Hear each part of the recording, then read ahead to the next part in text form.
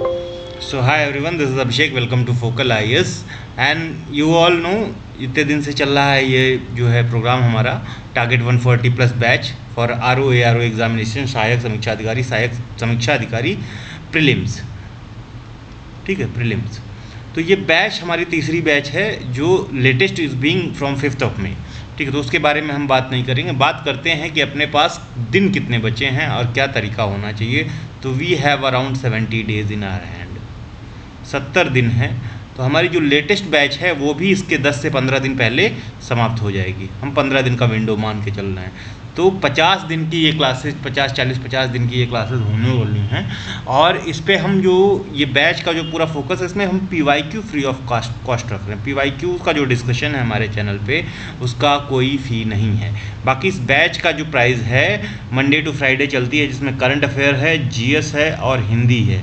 GS का most of the part जो है वो जो इम्पॉर्टेंट है, हाई इनरिचिंग टॉपिक्स हैं वो कवर किए जाएंगे, प्लस PYQs डिस्कशन है, PYQs हैं।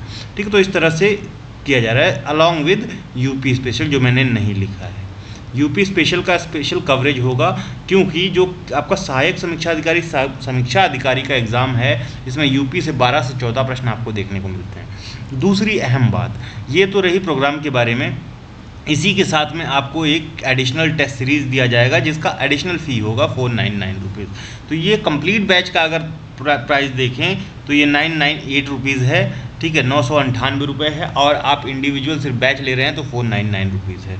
ठीक है, तो 70 डेज़ हम कह रहे हैं कि more than enough, ample amount of time है। अभी से भी आप अगर सजग होते हैं तो प्री निकालना नॉट ईजी, बट आप निकाल सकते हो अगर डेडिकेशन है और परजिवरेंस है। ठीक है, डेडिकेशन है और परजिवरेंस है। फॉर मोर डिटेल हमको इस नंबर पे आप व्हाट्सएप कर सकते हो। ठीक है, और पेमेंट वगैरह का भी लिंक यही है, किसी भी आप ऐप से कर सकते हो। प्रोग्राम का हाईलाइट क्या है, तो ये क्लासेस हैं, 25,000 PYQs हैं। कुछ लोग कहते हैं कि घटना चक्र का अब वो इम्पोर्टेंस नहीं रहा है फॉर दोज। अगर आप पिछला जो अभी रिसेंटली UP PCS हुआ है, चाहे RO का जो कैंसल्ड पेपर है, आप कहोगे तो मैं जो है घटना चक्र से लिंक करके बता दूंगा कि कितने प्रश्न आए हैं। मोर देन 80 क्वेश्चंस GS के घटना चक्र से आए हैं। ठीक है, डायरेक्ट क्वेश्चन नहीं होंगे, लेकिन जो टूटे फूटे इस तरह से मिला के आप देखोगे तो लगभग चीज़ें कवर हो जाती हैं। उसके बाद आपको पर्सनल मेंटरशिप मिलेगी। कोई डाउट है तो गूगल मीट पे स्पेशल क्लासेस होंगी हिंदी में। ठीक है, हिंदी की सॉरी। और लैंग्वेज क्या होगा ऑफ डिलीवरी, इंस्ट्रक्शन मीडियम क्या है, तो वो बाइलिंगुअल है। ठीक है, वैलिडिटी टिल मेंस रहने वाली है। इसका मतलब ये है कि जो आपका PT एग्ज़ाम है, प्रिलिमिनरी एग्ज़ाम है, ये सेम जो है पोर्शन आपको मेंस में भी देखने को मिलता है 200 नंबर का। तो इसलिए आपके कोर्स की वैलिडिटी कब तक है, मेंस तक है ये। और daily hand out after classes मिलेंगी। ये PDF जो हैं फ्री ग्रुप जो PYQ डिस्कशन हो रहा है उसमें नहीं मिलेगा। Plus daily 20 UP replica questions post किए जाएंगे on our Telegram channel focal IAS, so please join that channel. ठीक है, स्टार्ट करते हैं। वॉर वगैरह सब आपने देख लिया। ठीक है, हम डिस्कस स्टार्ट करते हैं। देखिए, फ्री वाली बैच में 2-3 दिन से क्लासेस नहीं पड़ी हैं, लेकिन हमारी क्लासेस जो है, प्रोग्राम है वो ऑन गोइंग है, ऐसा नहीं है कि वो नहीं हो रहा है। ठीक है, तो लेकिन अब जो है आपका ये फ्री वाली है विदाउट एनी पेमेंट, जो आपको PYQ डिस्कशन मिलेगा, ये आपको ये भी मंडे टू फ्राइडे मिलने वाला है। तो B assured for that. Let's start discussing. ठीक है, तो पहला क्वेश्चन हम देखते हैं धार्मिक सुधार आंदोलन से। ठीक है, सोशल और रिलीजियस रिफॉर्म मूवमेंट का ये दूसरा पार्ट है। ठीक है, तो इसमें the main centre of Wahabi movement कहाँ पे रहा इंडिया में। तो ये तो प्रश्न पूछा गया, तो आंसर इसका पटना था। लेकिन वहाबी मूवमेंट के बारे में आपको थोड़ा बहुत और जानना चाहिए। तो ये कैसा मूवमेंट है, तो ये जो है रिफॉर्मिस्ट थोड़ा कम और रिवाइवलिस्ट थोड़ा ज़्यादा है। ठीक है, तो this is a revivalist movement founded by Muhammad ibn Abd al Wahhab. तो इतना नाम याद रखोगे, Abd al Wahhab. This is more than sufficient in 18th century, in the 18th century where in Arabia. कहाँ पे फॉर्मेशन हो रहा है, अरबिया। तो अरबिया से हमको बहुत ज़्यादा मतलब नहीं है, लेकिन इनका नाम हमारे लिए इंपॉर्टेंट हो जाता है, अब्द अल वहाब का। ठीक है, इंडिया में इसके प्रोपाउंडर हैं। अब ध्यान से सुनिए, इंडिया में जो वहाबी मूवमेंट स्टार्ट हो रहा है, ये जो है इसके मेन जो फोर्स हैं behind this movement in India is Syed Ahmad Barelvi. Syed Ahmad Barelvi हैं। जिसको ये लीड करते हैं कहाँ से, बरेली, रायबरेली वाले रीजन से उत्तर प्रदेश में। ठीक है, सैयद अहमद बरेलवी। और शुरू में ये मूवमेंट जो स्टार्ट हुआ ये पंजाब से स्टार्ट हुआ है। ठीक है, पंजाब से। किसके अगेंस्ट? तो सिख जो समुदाय है, सिख समुदाय है, इनके अगेंस्ट स्टार्ट हुआ। धीरे धीरे ये एंटी ब्रिटिश मूवमेंट बन गया। ठीक है, या आंदोलन बन गया या रिफॉर्म मूवमेंट बन गया। ठीक है, तो ये है वहाबी आंदोलन। अच्छा, सैयद अहमद बरेलवी की जो अम्बाला का जो कांड है, अम्बाला, यहाँ पे इनकी डेथ हो जाती है। ठीक है, तो इस मूवमेंट को भी लगता है कि ये मूवमेंट भी डाई कर जाएगा, लेकिन दो लोग हैं, लियाकत अली एंड विलायत अली। ये दोनों लोग इसके बाद इस मूवमेंट को जिंदा रहते हैं, और ये दोनों लोग आते हैं पटना से। इसलिए इस क्वेश्चन का भी आंसर है कि the main centre of Wahabi movement which took place during 19th century was Patna in India. Right, तो इतना आपको वहाबी मूवमेंट के बारे में समझ में आ गया होगा। आगे बढ़ते हैं। अंडर द शारदा एक्ट, ठीक है, जब शारदा एक्ट आया 1929 में, इसको चाइल्ड मैरिज रेस्ट्रेन एक्ट कहते हैं, तो उस समय बच्चियों की और बालकों की एज क्या रखी गई, लड़कों की और लड़कियों की मैरिज के लिए जो है मिनिमम एज क्या रखी गई। मैरिज के लिए जो मिनिमम एज है 14 for girls and 18 for boys इस समय डिसाइड की गई। कब पूछा गया? UP PCS pre 2012, RO mains 2013 में। The founder of servant of India society. अब ये सर्वेंट ऑफ इंडिया सोसाइटी कहाँ फॉर्म की गई? तो ये सोसाइटी फॉर्म की जा रही है पुणे में। ठीक है, कब फॉर्म की गई ईयर आपको बताना है। ठीक है, ईयर बताना है कि ये कब फॉर्म की गई और किसके द्वारा फॉर्म की गई। तो गोपाल कृष्ण गोखले का। इसका जो मेन एम था, इस जो है, जैसे ये ट्रेनिंग विंग था नेशनल मिशनरीज का, पब्लिक सर्विस के लिए प्रमोट, सोशल रिफॉर्म करता था, एजुकेशन वेलफेयर को प्रमोट करता था इंडिया में, और इंडियन एजुकेशन को प्रमोट करता था, स्वदेशी को प्रमोट करने के लिए सर्वेंट्स ऑफ इंडिया सोसाइटी है।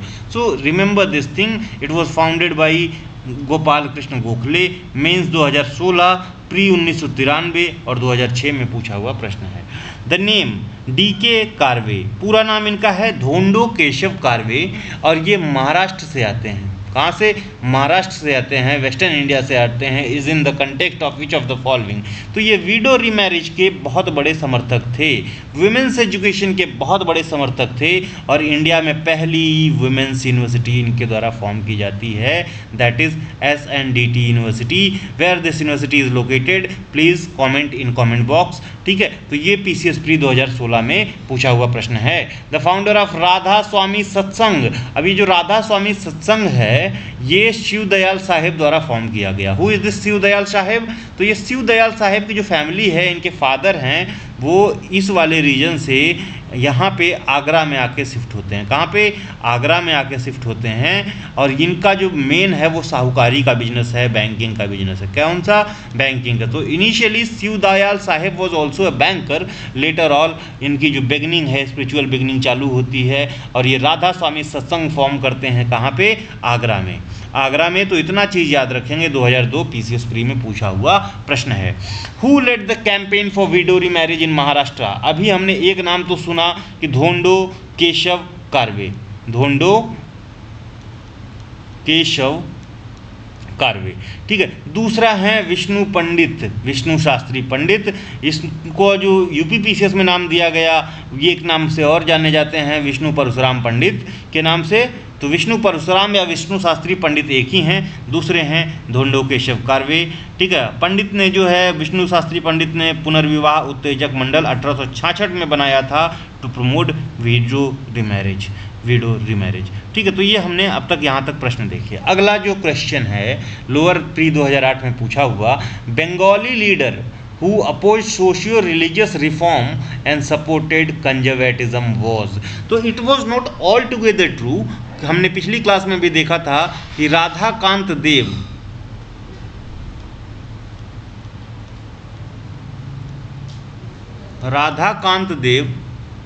एक बंगाली ब्राह्मण, ठीक है, और ये हिंदू महासभा के प्रोमिनेंट मेंबर भी हैं। ठीक है, प्रोमिनेंट मेंबर भी हैं, और ये राधाकांत देव ऐसे तो वुमेन्स एजुकेशन को सपोर्ट कर रहे हैं,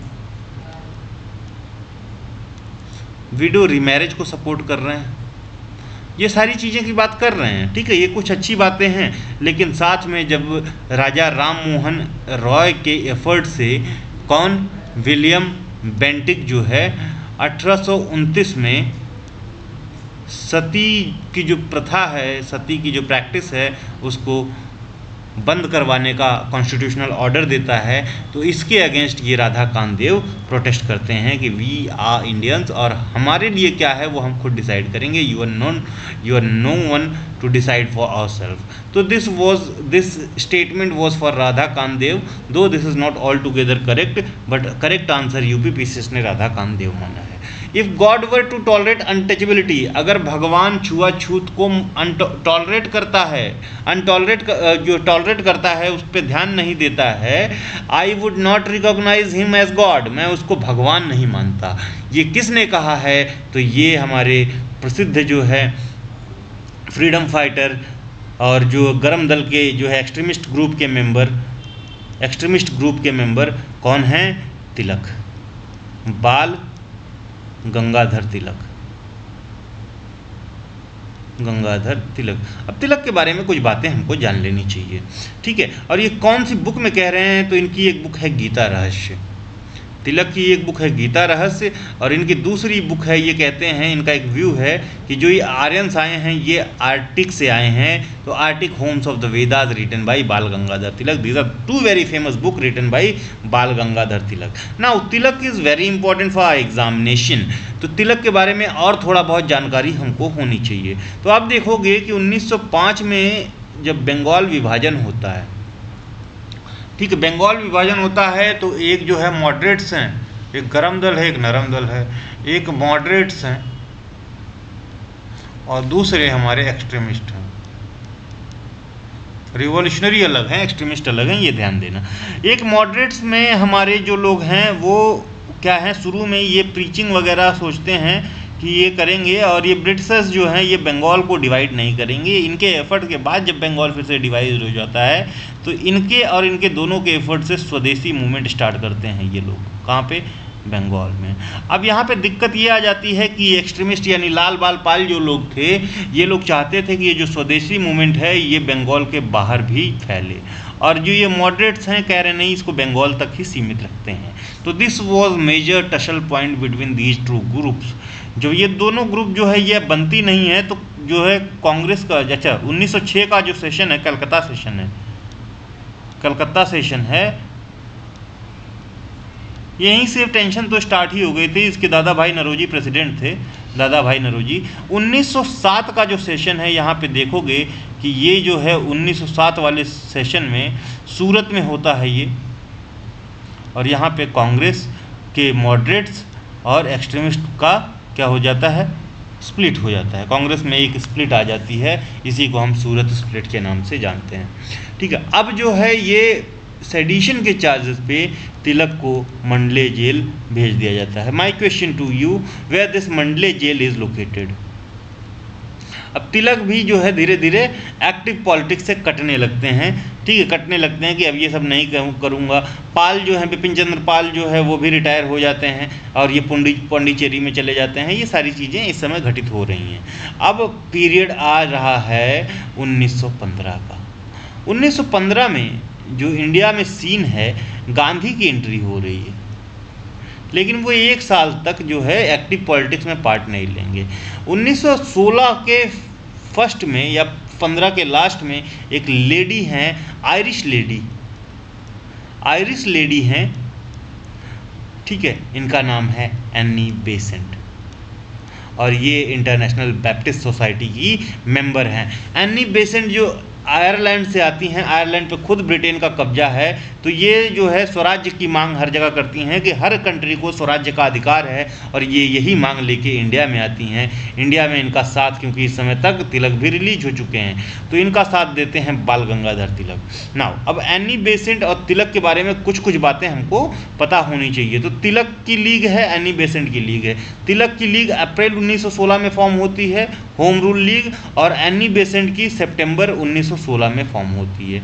तिलक की लीग जो फैली हुई है वो बॉम्बे को छोड़ के पूरे महाराष्ट्र में, ठीक है, एक्सेप्ट बॉम्बे, एंटायर महाराष्ट्र, और कहाँ पे कर्नाटका, और कहाँ पे बेरार, और कहाँ पे सेंट्रल प्रोविंस।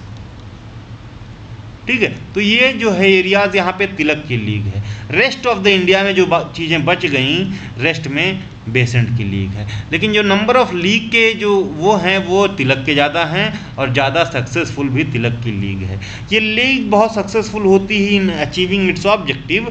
और 1916 में आप देखोगे कि जो है मुस्लिम लीग और कांग्रेस के बीच में एक पैक्ट होता है, एक्सट्रीमिस्ट ये भी जो है लखनऊ सेशन में मिल जाते हैं आपस में, तो ये इस मोड पे सक्सेसफुल था। लेकिन 1920 आते आते ये जो लीग है ये कोलैप्स कर जाती है, और ये शायद कांग्रेस का पार्ट हो जाती है, क्योंकि ब्रिटिशर्स ने बहुत कुछ प्रॉमिस किया, शायद जो है Besant was too much satisfied with their promises. So this is how this league जो है एंड टू एग्जिस्ट बाय 1920। 1934 से पहले इस लीग में जो चीज़ें हुई, ठीक है, एरियाज मैंने बता दिया। तो दो तिलक के न्यूज़पेपर हैं, एक है केसरी, एक है महारट्टा। अभी जो महारट्टा है सो मराठी लग रहा होगा, लेकिन ये इंग्लिश न्यूज़पेपर है, और ये जो केसरी है ये मराठी है, ये मराठी न्यूज़पेपर। इससे तिलक जो है अपनी बातों को प्रोपोगेट करते हैं, और बेसेंट जो करती हैं वो कॉमनवेल्थ से करती हैं। कॉमनवेल्थ इनका न्यू न्यूज़पेपर है, और एक न्यू इंडिया है, न्यू इंडिया। ये दो न्यूज़पेपर एनी बेसेंट के लिए माउथपीस थे। ठीक है, तो इतनी चीज़ें हमको ध्यान रखनी चाहिए। Besant was the first women, Besant was the first women president of Indian national Congress. और कौन से सेशन में हुई हैं तो वो भी ध्यान रखना। बेसेंट जो हैं she was the first women president of INC, WP of INC। कौन से सेशन में? 1917 का कलकत्ता सेशन, 1917 का कलकत्ता सेशन। दूसरा पूछा गया कि first Indian women to be the president of INC, तो ये है 1925 का सेशन। कब का है? 1925 का सेशन है, और ये सेशन हुआ है कहाँ पे? तो ये जो 1925 वाला सेशन हुआ है, this session took place in Kanpur, Kanpur. ठीक है, तो इतनी चीज़ें याद रखना। और इसकी जो प्रेसिडेंट हैं वो हैं सरोजनी नायडू, जिनको हम भारत कोकिला, नाइटिंगेल ऑफ इंडिया के नाम से भी जानते हैं, सरोजनी नायडू। ठीक है, तो इतनी चीज़ें हमने देख ली। अब बात करते हैं राजा राममोहन रॉय की। तिलक में इससे ज़्यादा नहीं पूछेगा। Raja Rammohan Roy died when? तो ये this was the question, answer was 1833, he died very young. तो this is the question, this is the answer which was asked. इनके बारे में कुछ और चीज़ें जाननी चाहिए, तो इन्होंने कुछ जो है चीज़ें लिखी हैं, जैसे तोहफातुल मुआहिद्दीन इनका पहला पब्लिश्ड वर्क है, और ये एक क्रिटिक है of Hindu and Islamic Orthodox beliefs. ठीक है, कौन सा? तोहफाते मुआहिद्दीन। दूसरा है वेदांत ग्रंथ और वेदांत सार। ठीक है, वेदांत फिलॉसफी पे मोनोथीज्म को प्रमोट करते हुए दिखेंगे, एक भगवान को। परसेप्ट ऑफ जीसस, ठीक है, इसमें जो क्रिश्चियनिटी में जो गुडनेस है, जो अच्छाइयाँ हैं और जो कमियाँ हैं, वो चीज़ें बताई गई हैं। जीसस क्या चाहते थे क्रिश्चियनिटी से, now what Christianity is, this is book written in Persian. Samvad Kaumudi, ये पहला Bengali weekly newspaper was published by Raja Rammohan Roy. Miratul Akhbar Persian journal है, he started to spread his reformist idea. ठीक है, बंगाली ग्रामर को इंग्लिश लैंग्वेज में इन्होंने ट्रांसलेट किया था। ठीक है, आत्मीय सभा का फॉर्मेशन करते हैं, ये पहला ऑर्गेनाइजेशन है 1814 में, और ये फिलोसफिकल डिस्कशन के लिए बनाया जाता है, रिलीजियस रिफॉर्म के लिए। ब्रह्मो समाज 1828 में, this was an movement, socio religious reform movement है, they sought to rationalise and modernise Hinduism. Calcutta utilitarian association 1821 या 1823 में इन्होंने फॉर्म किया था। तो दिस वॉज राजा राममोहन रॉय। अब तिलक की बात कर रहे हैं तो डेक्कन एजुकेशनल सोसाइटी की बात ना हो, this is impossible. So this Deccan educational society is very important, हमने पहले भी थोड़ा बहुत बात कर रखी है। तो this society was founded in 1884, ये एक टाइम पीरियड याद रखना। तो ये सोसाइटी क्या है? This society kind of grant affiliation, university की तरह से काम करती थी, कॉलेजेस को, डिफरेंट कॉलेजेस को एफिलिएशन देती थी। तो मोर देन 40 कॉलेज इस सोसाइटी के अंदर आते हैं आज भी। ठीक है, तो 1880 में देखोगे आप कि 3 पर्सन, इनका जरूर नाम याद रखोगे, इनके साथ और लोग भी हैं, लेकिन इन 3 लोगों का नाम, विष्णु शास्त्री चिपलांकर, बाल गंगाधर तिलक और गोपाल गणेश आगरकर। ये 3 लोग एक न्यू इंग्लिश स्कूल इस्टेब्लिश करते हैं। कहाँ पे? पुणे में। पुणे में एक न्यू इंग्लिश स्कूल इस्टेब्लिश करते हैं for the promotion of Indian scriptures, languages, Indian teaching in English. 1884 में जाके ये तीनों डेक्कन एजुकेशनल सोसाइटी बनाते हैं, या इसी स्कूल को, जैसे एंग्लो इंडियन कॉलेज को कन्वर्ट किया गया था, इसी स्कूल को डेक्कन एजुकेशन सोसाइटी में कन्वर्ट किया जाता है विद महादेव रानाडे, गोविंद महादेव रानाडे, गोपाल गणेश आगरकर, महादेव बल्लाल नाम Joshi, V S Apte etcetera. ठीक है, तो ये चीज़ें हैं, ये 3 लोगों का नाम नहीं भूलोगे, बाकी चला जाए। तो पूछेगा क्वेश्चन कि इसका प्रेसिडेंट, पहला प्रेसिडेंट कौन था? तो सिंस इस फॉर्मेशन टिल 1922, 1884 से लेके 1922 तक महाराज ऑफ कोल्हापुर छत्रपति शाहू ये अपने लाइफ टाइम इसके प्रेसिडेंट रहे हैं। इन 1885 सोसाइटी इस्टेब्लिश्ड फर्गुसन कॉलेज। तो ये फर्गुसन कॉलेज जो टॉप का कॉलेज है, जिसमें काफ़ी जो फ्रीडम फाइटर हैं, इसमें प्रिंसिपल, टीचर्स, स्टूडेंट रहे हैं, ये भी इसी के तहत इस्टेब्लिश किया गया था। ठीक है, तो हमने ये बात कर ली। तिलक जो लॉन्च किया था अपना होम रूल लीग अप्रैल 1916 में, कहाँ पे लॉन्च किया था? This become very important. तो कर्नाटका के बेलगांव में या बेलगावी में, कहाँ पे? बेलगांव में लॉन्च किया था, लेकिन इसका जो हेड क्वार्टर है, ये तो लॉन्च साइट है, ठीक है, हेड क्वार्टर है ये पुणे में है। ठीक है, पुणे में है। बेसेंट ने होम रूल लीग सितंबर 1916 में मद्रास के, टू बी प्रिसाइज, अदयार से स्टार्ट किया था, जो चेन्नई है आज का आपका, अदयार से स्टार्ट किया था। Through her article in the newspaper Commonweal she tried to make people aware of the purpose of hesitation.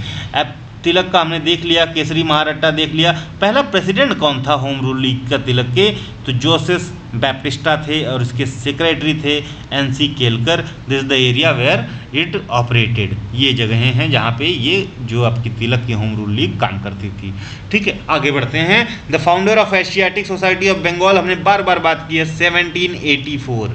कब? 1784 में फॉर्म हुई बाई विलियम जोन्स। विलियम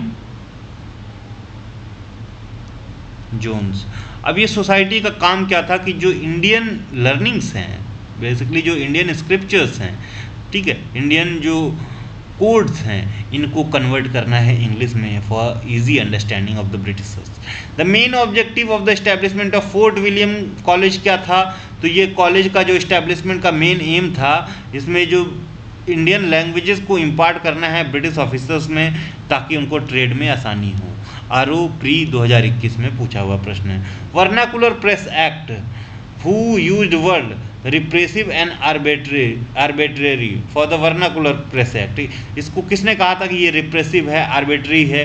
तो बेसिकली ये जो वर्नाकुलर प्रेस एक्ट 1878 में आया था, इस समय जो वाइसरॉय था वो रिपन था, और इसकी बहुत सी पॉलिसीज़ ऐसी हैं जो बहुत अजीब सी हैं, मतलब anti Hindu, anti India policies Ripon की हैं। लेकिन वहीं पे रिफॉर्मिस्ट पॉलिसीज़ आपको दिखेंगी, इसके बाद ही आएगा लिटन की जो पॉलिसीज़ हैं वो रिफॉर्मिस्ट पॉलिसीज़ हैं। ठीक है, ये इतना कट्टर नहीं है, रिफॉर्मिस्ट पॉलिसी हैं। तो ये शब्द जो है लिटन के रहे हैं। The proponent of 50 filtration theory in Indian education policy was.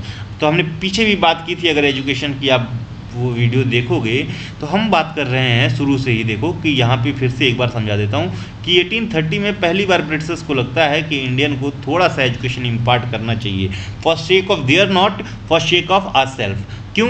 क्योंकि खुद की सहायता के लिए ही ऐसा करना चाहते थे कि थोड़े बहुत जो एजुकेटेड इंडियन होंगे वो हमको भी इंडियन कस्टम पे एजुकेट कर पाएंगे और हमारी जो सबऑर्डिनेट सर्विसेज है उसमें काम कर पाएंगे। ठीक है, एज एन क्लर्क्स एक्सेट्रा। ठीक है, तो ये 1813 में जो 1 लाख रुपए की बात हुई 1813 के चार्टर एक्ट में, this was granted in 1827, nearly after a decade, more than a decade. ठीक है, 10 साल के बाद से 13 साल के बाद ऐसा हुआ।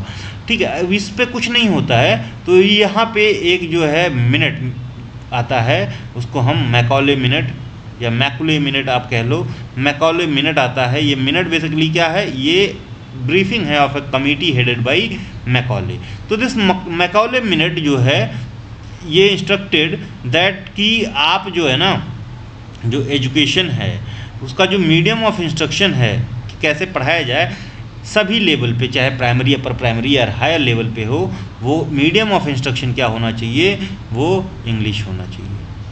तो अगर मीडियम ऑफ इंस्ट्रक्शन प्राइमरी या हायर लेवल पे इंग्लिश होगा, तो समझिए कि प्राइमरी लेवल पे एक वर्नाकुलर समझने वाले बच्चे के लिए कितनी दिक्कत होगी, कितनी प्रॉब्लम होगी। तो इनफैक्ट आप कह सकते हो कि इसने मास एजुकेशन को डिनाई कर दिया। क्या कर दिया? डिनाई कर दिया कि नहीं, हम मास एजुकेशन नहीं इम्पार्ट कर रहे हैं। इनका कहना था कि ये ऊपर जो चंगफुल जो हैं कलकत्ता सर्कल वाले लोग, जो मॉडरेट्स हैं, इनको एजुकेट करेंगे तो ये नीचे अपने आप एजुकेट करने लगेंगे। ये तो इनका एक सांत्वना थी, लेकिन ये इसी तरह से काम किया है और for the shock of the Britishers, और ऐसा ही हुआ, ऐसा ही हुआ। ठीक है, दो उनकी नीति नहीं थी, उनका था कि हाँ एक जो है स्ट्रेटा तैयार करना है। फिर देखोगे कि 1854 आता है। ठीक है, अब एक नया जो है डिस्पैच इंडिया में आता है अंडर वुड्स, चार्ल्स वुड्स। ठीक है, अब ये इसका नाम वुड्स डिस्पैच रख दिया गया। चार्ल्स वुड इसके चेयरमैन थे। वुड्स डिस्पैच कई बातें, रिफॉर्मिस्ट बातें करता है, तो इसमें सबसे पहली बात वुड्स जो करेगा वो कहेगा कि भाई कि जो आपका मीडियम ऑफ इंस्ट्रक्शन है किस भाषा में पढ़ाया जाए, तो ये प्राइमरी, अपर प्राइमरी और हायर एजुकेशन, ये तीन चीज़ों की बात करेगा। तो प्राइमरी में बोला कि आप अपने देसी भाषा में पढ़ा लो, वर्नाकुलर में पढ़ा लो। इसमें बोला कि मिक्स कर लो, यानी वर्नाकुलर और इंग्लिश, इसको एंग्लो कहते हैं, एंग्लो होना चाहिए। और हायर में बोला कि इंग्लिश हो। ठीक है, तो ये तीन चीज़ें तो अहम थी जो इसने बात की। इसके अलावा भी इसने teachers training, women's education, technical education, इन सब पे बात की। ठीक है, अब इसके बाद बहुत सी चीज़ें होती हैं। ठीक है, यहाँ तक मेन है। अभी ये 1854 का जो चार्ल्स डिस्पैच है, इसी के तहत 1857 में 3 यूनिवर्सिटी, कब 1857 में 3 यूनिवर्सिटीज़ बनाई जाती हैं। कौन कौन सी? Calcutta, Bombay, Madras university was formed. Calcutta, Bombay and Madras university was formed under Charles despatch के डिसीजन के बाद। ठीक है, तो इतना। इसके बाद जो है बंगाल यूनिवर्सिटी कमीशन आएगा, जिसको हम सैडलर कमीशन के नाम से भी जानेंगे। आगे नहीं, सैडलर कमीशन का प्राइमरी एजुकेशन है। बंगाल यूनिवर्सिटी कमीशन किस कमीशन को कहते हैं, ये हमको बताना है। तो ये चीज़ें हमने देख ली। ये लिटन की बात कर ली। ठीक है, टाउनवॉल फिल्ट्रेशन थियोरी की बात कर ली। Who strongly advocated for religious education in Indian universities, किसने कहा है? तो ये हमारे महामना मदन मोहन मालवीय जी हैं, ट्रिपल एम जी हैं। ठीक है, PCS mains 2005। In the report of Hunter commission special attention was given to development of 1822 में आई थी। और ये बेसिकली जो हंटर कमीशन है 1882 में, ये प्राइमरी एजुकेशन पे इसका ज़्यादा फोकस होता है। ठीक है, Sadler commission was related to, तो 1917 में आया। इसको सैडलर कमीशन को जो है कलकत्ता यूनिवर्सिटी कमीशन के भी नाम से जाना जाता है। क्या? Calcutta university commission. अब यूनिवर्सिटी में हो रही खामियों को सही करने के लिए ये कमीशन था, ये याद रखना। फाउंडर ऑफ काशी विद्यापीठ कौन था? तो ये बहुत बड़े जो हैं सेठ जी हैं बनारस से, और गांधीयन हैं शिव प्रसाद गुप्त, शिव प्रसाद गुप्त हैं। ठीक है, तो इतनी चीज़ें हम ध्यान रखेंगे। आगे चलते हैं। Where was the first madrasa established in India by the Britishers? 1781 में। ये सोचो कि ये जो 1813 का चार्टर एक्ट आया है, उससे पहले ये पहला प्रयास है। एक यहाँ पे और एक संस्कृत स्कूल बनाया गया वाराणसी में।